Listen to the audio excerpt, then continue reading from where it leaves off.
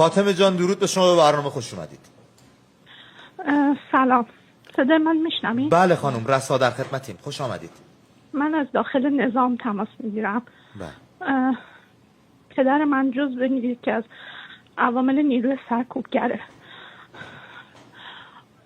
میتونم بگم شما آقای رادان رو میشناسین؟ بله، با شوربختی نام منحوسش رو میشناسیم و قیافه چرکش رو دیدیم بارها. بله، من خیلی ترس و استرس دارم.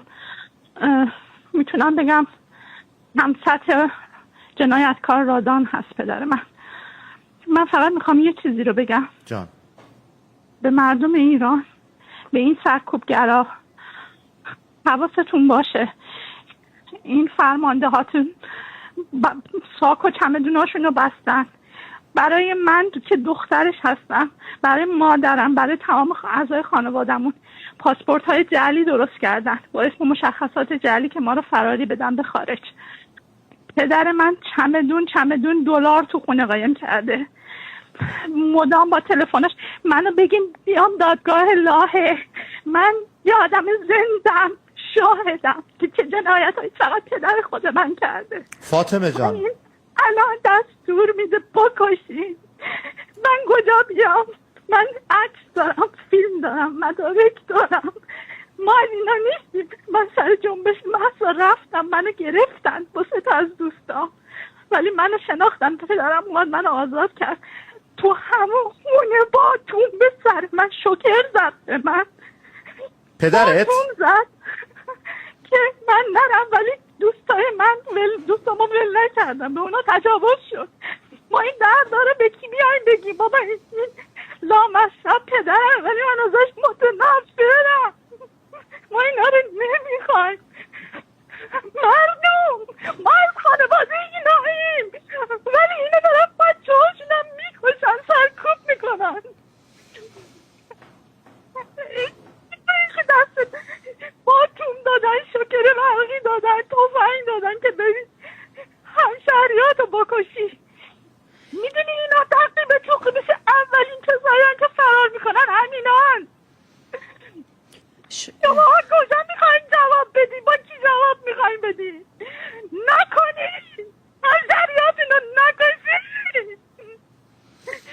من تلفنم میذارم رو خط، هر اطلاعاتی که بخواید، هر دادگاهی بخواید، پیش هر رئیس جمهوری بخواید، میگم اینا کیان، چه کارهای کثیفی که نکردن.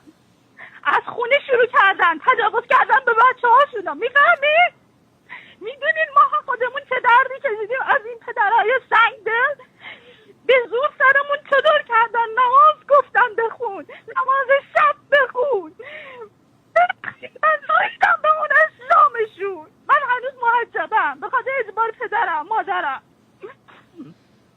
ما خودمون زجر کشیدیم. من اگه توانی داشتم اولین نفری بودم که اینو بکشم.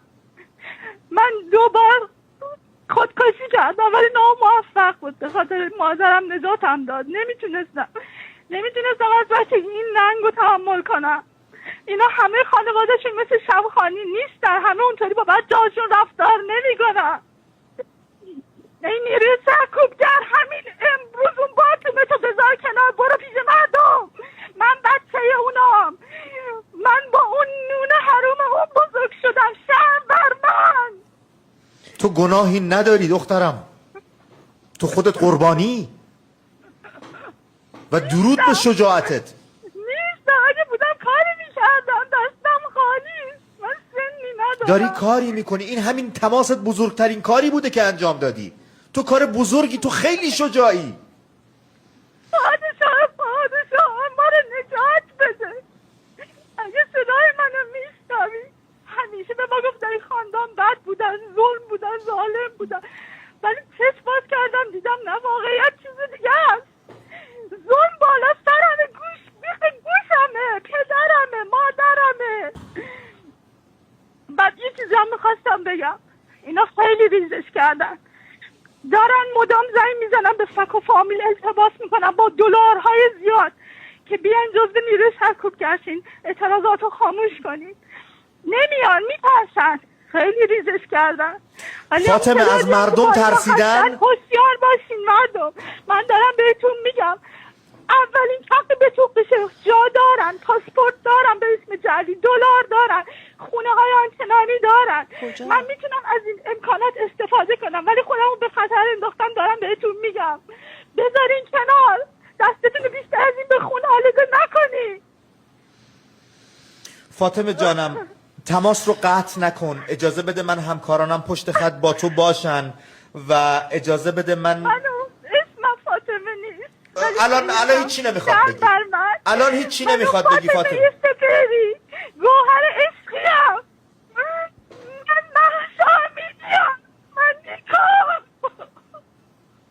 تو عزیز دلی، تو شجاعی، تو شیرزنی. تلفنی که کردم من شاید بدارم منو بکشه، شاید بفهمد، شاید نمیدونم. من هیچ امنیت جانی ندارم چون برام پیش اومد. من رفتم اعتراض کردم، پشت مهسا بودم. چرا اون دختر شهرستانی بود، مهمون ما بود، چرا کشتنش؟ منو گرفتم بردم خیابون وزارت اطلاعات وزرا. اگه بشناسین چه جاییه، با چه جور تحقیر با ما رفتار کردن. بعد که فهمیدم که منو آزاد کردن، دوستان به من گفتن خوش به حاله، اسم پدرت دادی آزادت کردن. ولی